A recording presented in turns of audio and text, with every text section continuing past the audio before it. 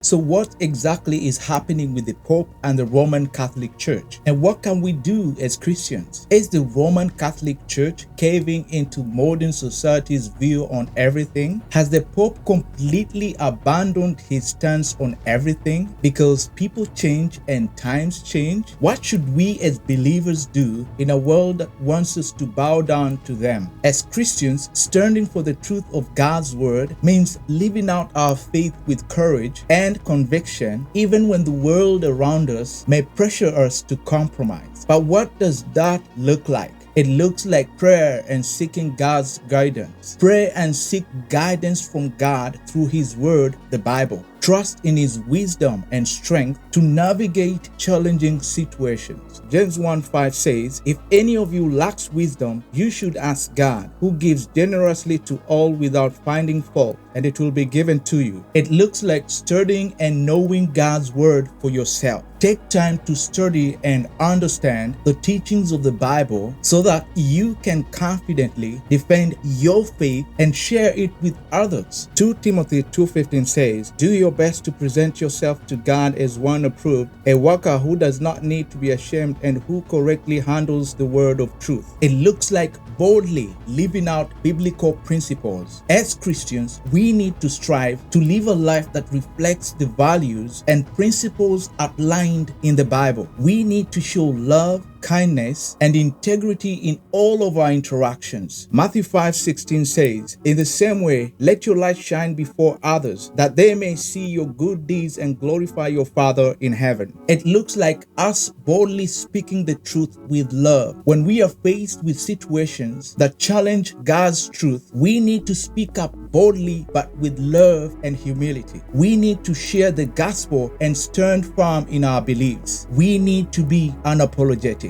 Ephesians 4:15 says, "Instead, speaking the truth in love, we will grow to become in every respect the mature body of Him who is the head, that is Christ." It looks like seeking true fellowship and support from other believers. As believers, we need to surround ourselves with fellow believers who can encourage and support us in our walk with Christ. We need people who can provide accountability and strength in times of difficulty. Hebrews 10:24-25 says, "And let us consider how we may spur one another on toward love and good deeds, not giving up meeting together as some are in the habit of doing, but encouraging one another, and all the more as you see the day approaching." Finally, it also looks like trusting in God's promises. If there is one thing that the Roman Catholic Church and the Pope have taught us, is that it is very important that we trust God in spite of what is happening around us. Even in challenging times, when we are going through a lot, we can trust in God's faithfulness and promises. In wrapping up, it is very clear that the Roman Catholic Church, the Pope, and its leadership are facing a pivotal moment in history. The scandals, the controversies, the conspiracies, and shifting cultural landscapes demand our attention and response as Christians. But amidst the chaos and uncertainty surrounding it all, we find hope and strength in the unchanging truth of God's Word. As believers, we are called to stand firm in our faith. We are also called to trust in God's wisdom and guidance to help us navigate these challenging times. Let us be voices of truth and love in a world that often seeks to silence or distort God's message. Let us boldly proclaim the gospel and live out its principles with courage and compassion. As we move forward, let us remember the words of Isaiah 41:10. "So do not fear, for I am with you. Do not be dismayed, for I am your God. I will strengthen you and help you. I will uphold you with my righteous right hand." Together, let us continue to pray, study God's word, and support one another in our journey of faith. For in unity and steadfastness, we find the strength to stand for God's truth and shine His light in a world that so desperately needs it.